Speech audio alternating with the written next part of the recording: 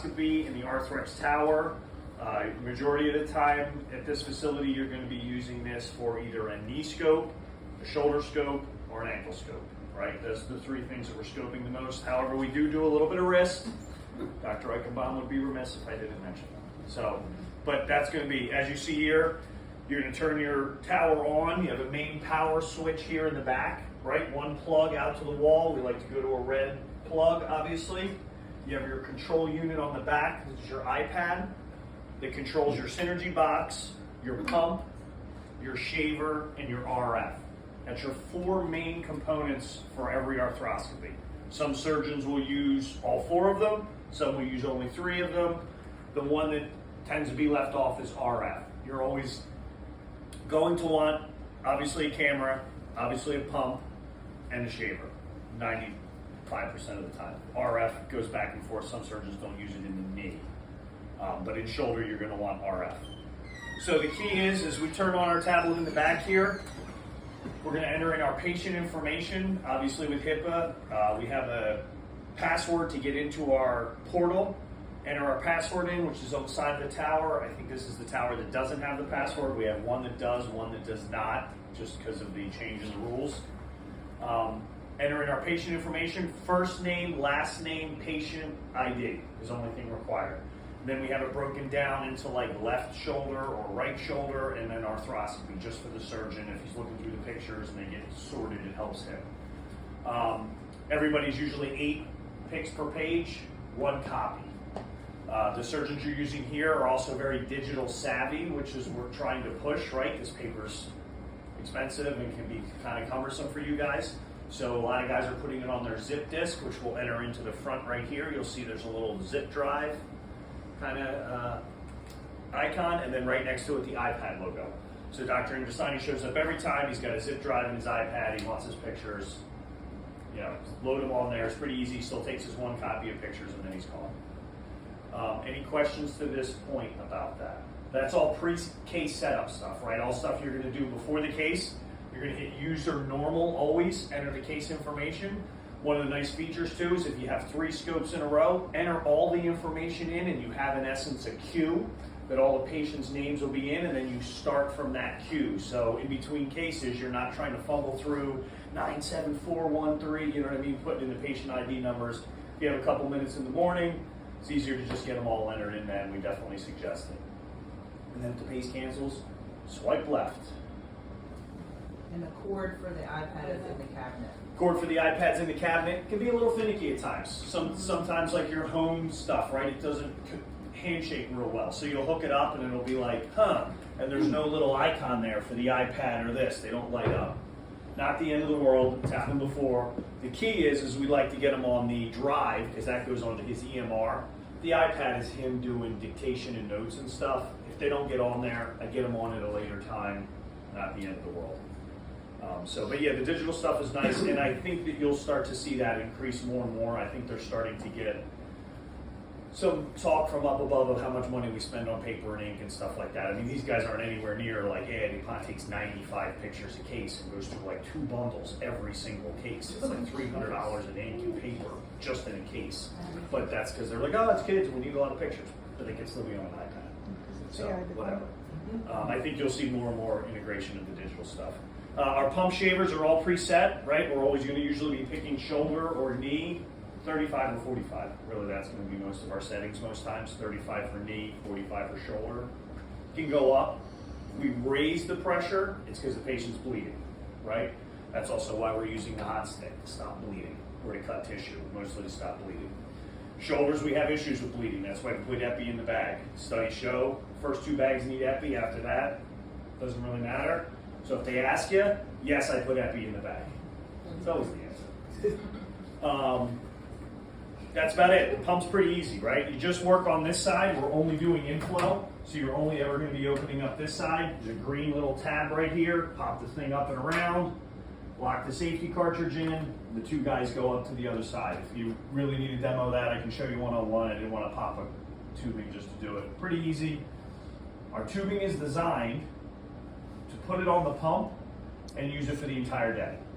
And we have a extension tubing that goes to the patient. There's a backflow connector that does not allow the fluid to come back. So we're using new fluid, obviously, for every case. Saves time, saves money. People really like the ability to leave the tubing on the pump. Yeah, so you're gonna have your main pump tubing every time that goes on here. If you have 2 androcyne scopes in a row, boom, put this on. You're only doing one of them a day, and then you're gonna have 2 of the extension tubings. On here, blue goes to water if you're a scrub, right? There's a blue cap. You throw the blue off to water, meaning the water. Blue to you. Blue to you. I like that better. And if you don't, Can we do take 2? No. and if you don't load the tubing, it won't pump. And the other side gets missed. Like if Correct. if you're Yes, not you got to doing do it. You got to pre-do the pump. The pump's easy. You hit the button. There's just a run in the corner, a boost, and a lavage. French for shower, 90 seconds. Right? You hit it. It's going to give them an increase. All these things that we're doing is because we can't see. There's too much blood in there. Take a bucket of water, put a little Kool-Aid in it. Can't see anything. So we're trying to flush that out. Big thing here: hot stick. Shaver. Handpiece on this side. Little red dots on the top. Right, so you're going to get a version of this for the handpiece as well, pretty the same.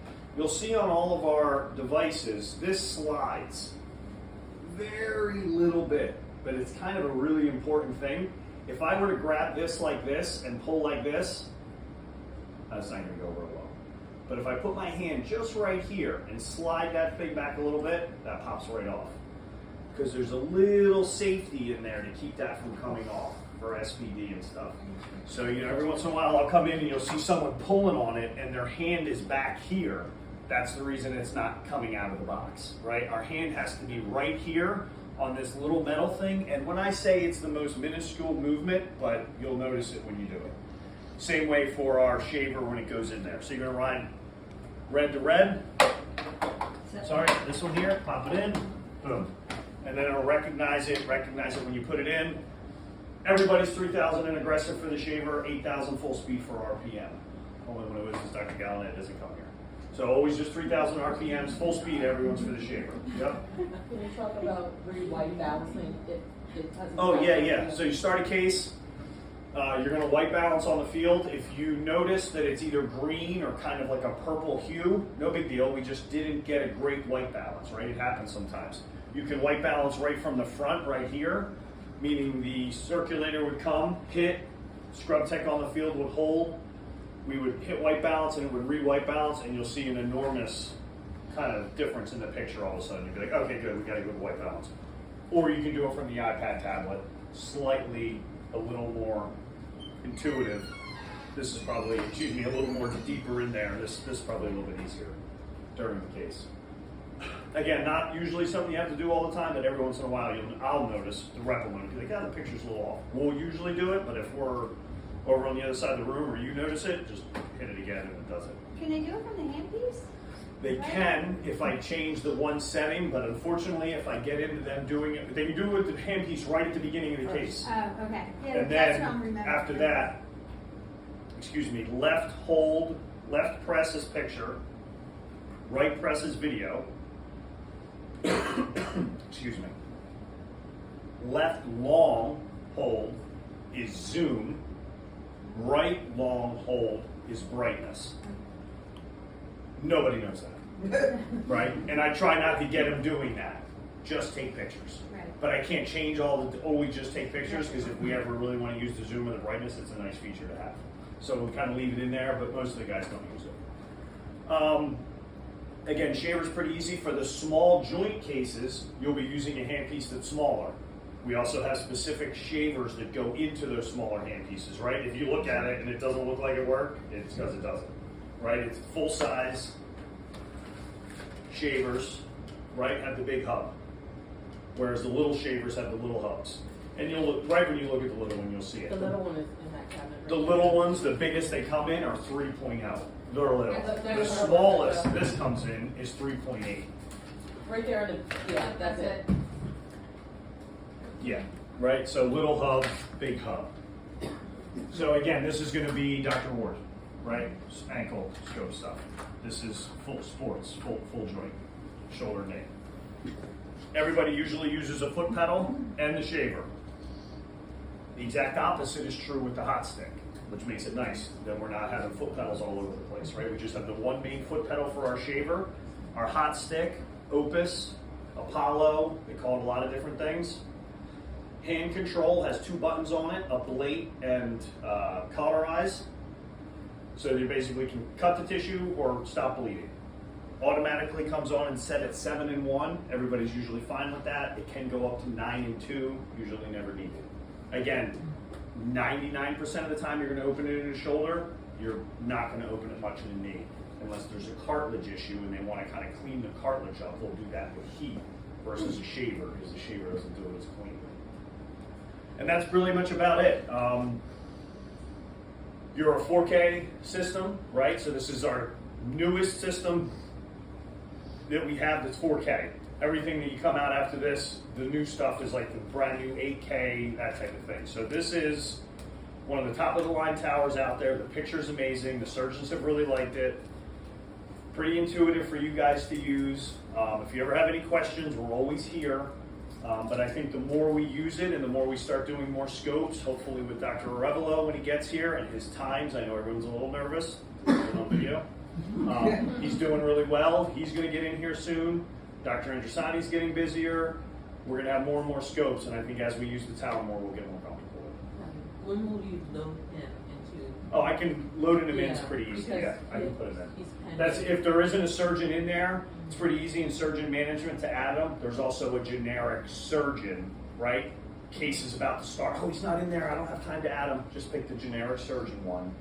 Everything will still be the same, no big deal. And then afterwards we'll add them. And then when we add them, we can pick the things like, do you want 8 pictures per page and 2 copies, or just 1 copy? Or no, I want 6 pictures per page and 1 copy. Like that type of stuff we can change. So. Will you be coming with him when he comes? Yes, myself. Somebody. One of us, yeah. Charlie seems to be his kind of guy, but I'm also What does Dr. Rebel do? shoulders and knees. Shoulders and knees. Palm style. He does a lot of things PAMA style. The one thing he does do is quad ACL versus the ACLs we've been doing where we harvest the middle third of the patella tendon. The new way to do it, and it is definitely going to be coming here because it's becoming very popular, is to take the middle part right here of your quad tendon, and in essence we're using a soft tissue graft like a hamstring, but it's much more robust. And the graft is great, the results have been really good.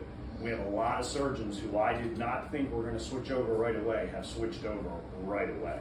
So it's coming. Do you Pretty harvest quick. it like the patella tendon? Slightly different because it's all soft tissue. We have this device that kind of almost mimics like a cigar cutter, and you slide it up and then snip. Oh, okay. Oh, okay. It's pretty slick. That's the thing. They come to the lab, they use it once or twice. They're like, because everyone's scared of the So harvest, easier. and they're like, So oh, this is so easier. much easier, it's so much Okay. quicker than a patella tendon, Yeah, and then their yeah. case times go down, right? If they were using a hamstring before, sometimes they were opening up a graft, which Mhm. makes their case costs go way up. So there's a lot of different factors there that are making quad become more popular. And he's a younger surgeon, and the younger surgeons are going to be trained in the newer stuff, and that's quad. What about the Andrusani? Andrusani is going to be B2B till the day he's I no longer around. Exactly. Yeah. Oh, that's That's pretty not- sad. Sad. He's always going to be B2B. We're likely always going to tie knots. I just tried the other day. So some surgeons in rotator cuffs put an anchor in and tie knots immediately. Other guys put in a different type of anchor with thicker suture and just pull it over laterally and create compression, right? And don't worry about the medial knots, which take a lot of time. This is debate, but at the same time, we've been doing speed bridges for like 20 some years and the people are doing very well. So there's only a couple knot tires left, and one of them is Dr. Andrusani. Yeah, right. I've tried, I'm trying, otherwise I wouldn't have a job. So, but that's about it. Again, we're always here. If we're not here, there's something, we're on our way or running. Our numbers are very available. Everybody has it. There's 6 of us, and I'm being told I have to hire at least 1 more this year, if not another one. So there's going to be a lot of Arthrex reps on the floor and around. So, and again, some of us are more specialized in some things than others, right? Sam and Katie will know Dr. Ward stuff a little better than me. And I'll know Dr. Andrusani stuff, but if it says Arthrex, we can answer your question. And I think that's what's key. Feel free to ask anybody, and if Sam doesn't know right away, she's gonna just text me. So, and then we'll get on. So I appreciate it, guys. Thank you.